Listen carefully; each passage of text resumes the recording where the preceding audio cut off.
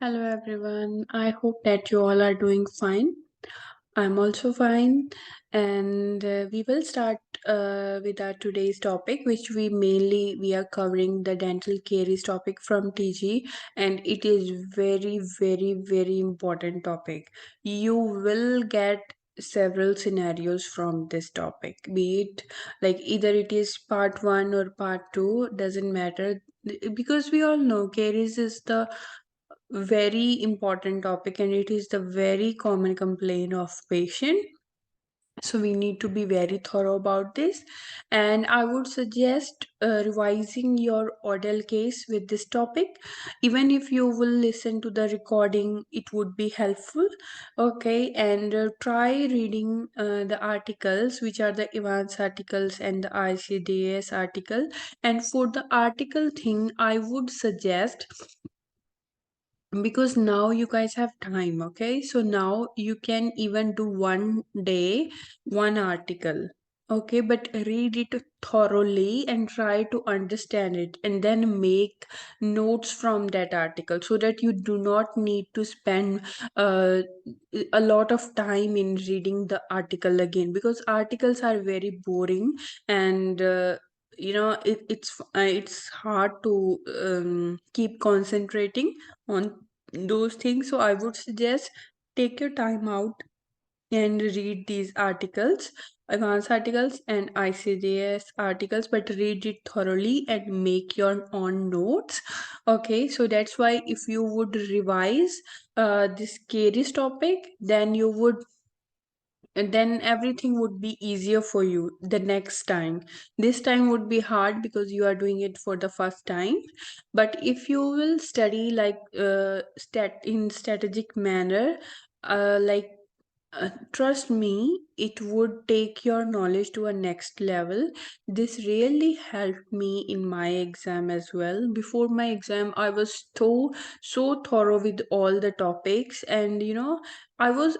It is the same thing which other people would also be reading the same articles, same chapters, and same topics. But trust me, if you will follow this pattern, like reading caries from TG, then Odell case, and then all the articles and even the questions, then you would be higher, much higher level than them.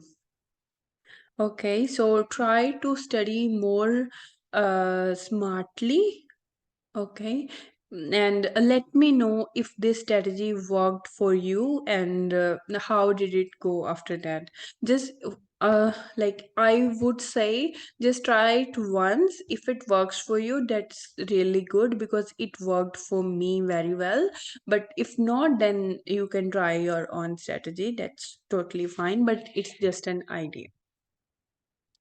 All right, so without wasting time, we will start this topic today, which is the caries. So, for the caries, we need to understand its pathology and diagnosis of caries.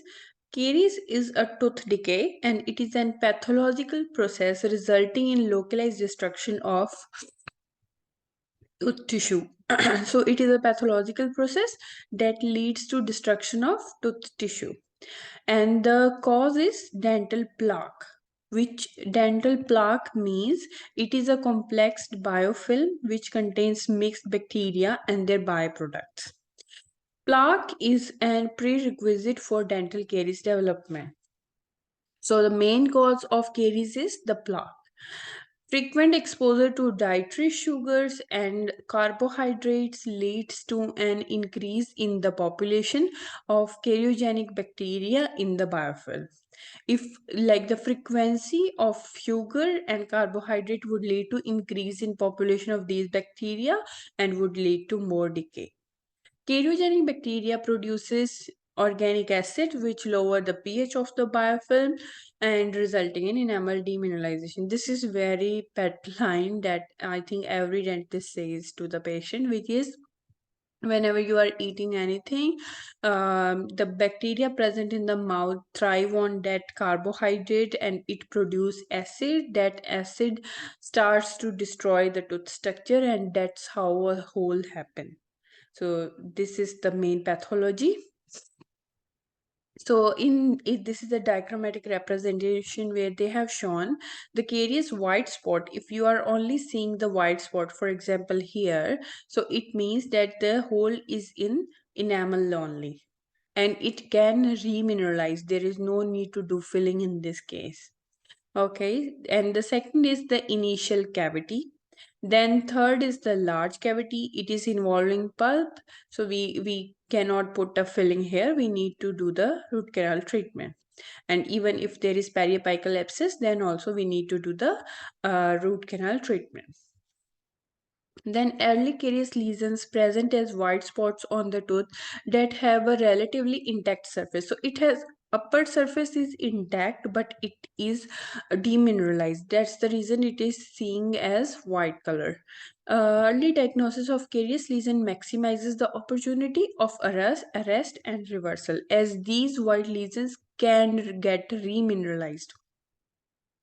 They can be accurately assessed and monitored. So what are the methods? How can you assess it is a caries, right? So there are several traditional methods which are visually and radiographically by taking an x-ray. Or newer technologies are laser and light induced fluorescence, where they pass a light through the tooth to see how much, if the light can travel or what's the path. Then continued subsurface demineralization leads to cavitation. If we cannot work on this stage, it can lead to cavitation, which is the cavities. If untreated, cavitation gradually progresses through the enamel and dentine towards the pulp. So it is just a process. Firstly, they would happen like white spot lesion, then the cavities, then it will involve pulp, which will lead to pulpitis, then pulp necrosis. After the necrosis, there would be infection of the root canal system. After the infection in the tooth root canal system, then it would spread to the periodontal area and would cause apical periodontitis. And then with time, if the infection gets chronic, it would lead to periapical abscess. And then if still not treated, it would spread into the nearby spaces and would cause spreading odontogenic infection. So this is the path of travel of any infection or any this caries process. And then how would you do the risk assessment of the patient? The dental caries risk assessment involves quantification of risk factor. Which are the risk factor for the caries? First of all is the diet, then the saliva quality and quantity. Both things are important. Then plaque characteristic, oral hygiene habits, and the use of fluoridated products. So whenever you need to assess the caries risk in any patient, you need to ask about these things. Like for the diet chart, you need to ask about the for diet, you need to ask them to fill a diet chart for you. For saliva quality and quantity, you can do the salivary test. For plaque characteristic, you can check it right with the probe, and you can check the gum levels, and you can also ask them about their oral hygiene habits like brushing and flossing, and if they are using any fluoridated products in the form of toothpaste or rinses or even the tooth mousse or any other product. So the management strategy would include prevention and minimal intervention management of dental caries. So for this management is for this white spot lesion where we do not need to fill the decay. We can prevent the further damage and minimize the intervention. Can involve several strategies that promote remineralization and arrest further decay. It individualizes the management approach by tailoring strategies to the patient's risk factor. Whatever the risk factor in your patient, for example, in that Odell case, the main risk factor was his diet because he was having so much sugary diet and it in a lot of frequency. So we need to modify his diet. which means you need to tell your patient to avoid sucrose in sticky form, because in sticky form they would last longer time on the tooth surface and would lead to decays, and limiting other sugars, for example any acidic drinks and carbohydrates as snacks between meals. Then plaque reduction by cleaning the teeth. Then plaque reduction by cleaning the teeth means brushing at least twice a day with the toothpaste containing fluoride, and interdental cleaning. It is very very important, the flossing, because most of the decay happens in between the teeth, and that is the spot where your brush cannot reach, right? So it is very commonly recommended to ask your patient to do the flossing, uh, ideally in the night time, preferably immediately before brushing. Tooth surface modification, you can give the patient remineralizing agents like any high concentration fluoride toothpaste or any fluoride mouth rinse, or you can do pit and fissure sealants and other adhesive materials that protect the tooth surface. So pit and fissure sealant would help in preventing decay in mainly the molars and the premolars. Occlusal surface. Then saliva modification, you need to assess if there is any cause of dry mouth. For example, if the patient is under stress, which is the main reason of dry mouth.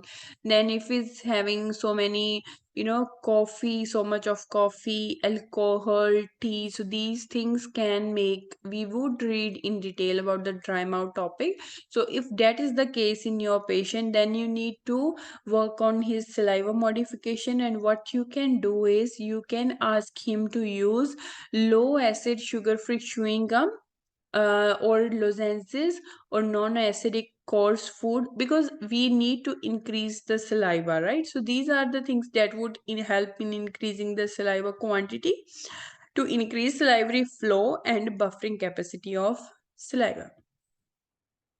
Then additional strategies, what you can do if you feel that your patient is at high risk. What additional strategies other than these strategies, what else you can do for them? You can do include acid related or high concentration fluoride products and non, you can also give them non fluoride remineralizing agent, which means CPP-ACP or chlorhexidine, or you can give them high concentration fluoride product. This is for high risk caries. Perform a thorough assessment of the patient. For example, age of the patient, if he is taking other medication, if he is having disease risk. For example, if the kid, he is only 4 year old or 3 year old and he has got a decay, and so many decays in mainly in his molars or the top front teeth, so it would be very high risk, so you need to work on them, right? And use your clinical judgment to determine an appropriate individualized. So there are a couple of options available here, and it is your choice what you want to do in that particular patient. So the management strategy is always individualized and it always differ according to patient. Then these were the strategies that you can follow if there is no cavitation. But if there is any cavitation, you need to remove the infected tooth structure and restore the cavity using the filling or minimally destructive methods and adhesive dental materials, which are mainly the composites. So you need to do the fillings. So now the fluoride, toothpaste containing fluoride significantly reduces the incidence of dental caries, because fluoride helps in promoting, it would make the enamel more stronger by making these crystals, which are more resistant to future acid challenge than the carbonated hydroxyapatites of the normal tooth enamel. Toothpaste that do not contain fluoride provides little protection against caries. So there are some patients which are anti-fluoride. So we need to educate them that those toothpaste does not really work against caries. The recommended concentration of fluoride toothpaste varies according to age and risk of caries. Like, for example, it varies according to age, like child younger than 18 months or 18 to 6 years. And it also varies according to the risk. If the patient is not at an elevated risk, what you need to follow, or if he is at elevated risk, what you need to follow. Okay, children up to 6 years of age are at increased risk of fluorosis, which is an mineralization disorder of the teeth caused by excessive ingestion of fluoride during the tooth forming years. In patients with dental fluorosis, the porosity of subsurface enamel is increased and discoloration can occur. We all know the fluorosis means it is a cosmetic defect which happens when in teeth forming years, which means younger than 6 years of age. If the patient has taken a much amount of fluoride than needed, then it just get deposited in that structure and would make the tooth structure weaker and it can get discolor. To minimize ingestion of fluoride after brushing the teeth, toothpaste should be spat out and not swallowed. The mouth should not be rinsed to allow increased uptake of fluoride from the saliva. Then use other topical fluoride products, for example, mouthwash, gel, varnish in patients at elevated risk of caries. Water fluoridation, it is an effective, inexpensive and safe community health measures to prevent dental caries. And individuals without access to community water fluoridation are at increased risk of caries. For recommended fluoride toothpaste concentration, we will see in table 8. And fluoride supplements in the form of drops or tablets are no longer recommended. So the fluoride is available in toothpaste form, in mouthwash form, in gel form, varnish form, and in water fluoridation. And there are no drops or tablets. Okay, so this is the recommended concentration of the fluoride that you need to recommend. So if the child is younger than 18 years and there is no risk of caries and he is younger than 18 months, then to twice daily brushing without toothpaste. There is no need to use the toothpaste. Just with the brushing, the mother can clean his teeth.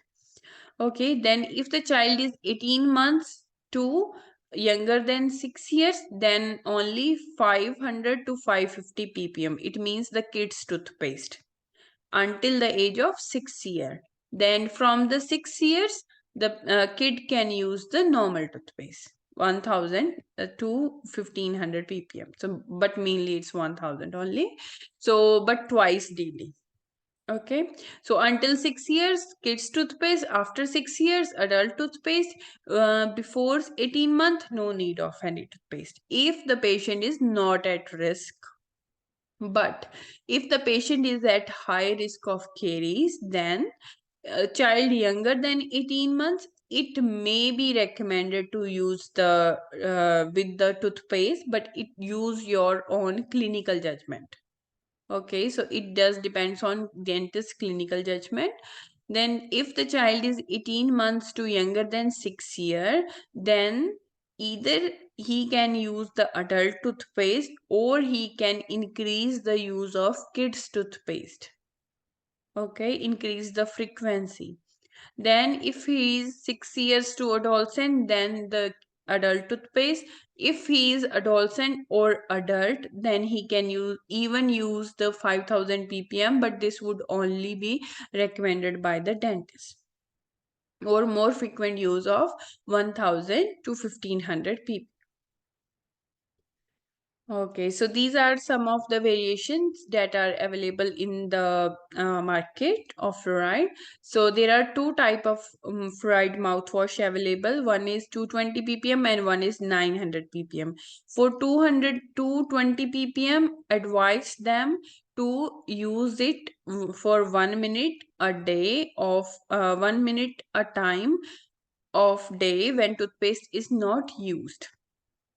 Okay, and these recommendation are always for the children who are elder than 6 years, not below 6 years. Okay, And if you are advising him to use the 900 ppm, then you can advise him to do it weekly or more frequently, but the 220 ppm he can use it daily.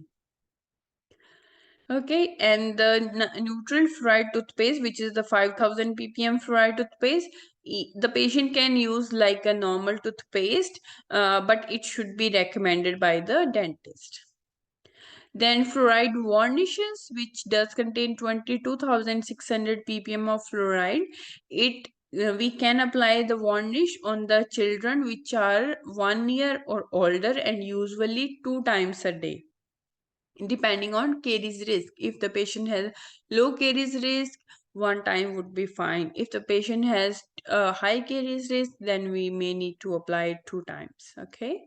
And acidulated phosphate fluoride gel, or which is also called APF gel, it does contain high amount of fluoride in it, and so the age is 10 years or older, and twice a year depending on caries risk, and it is always applied by the dental practitioner for up to 4 minutes using trays. So these are the gels which dentist just put into the tray and ask the patient to put inside.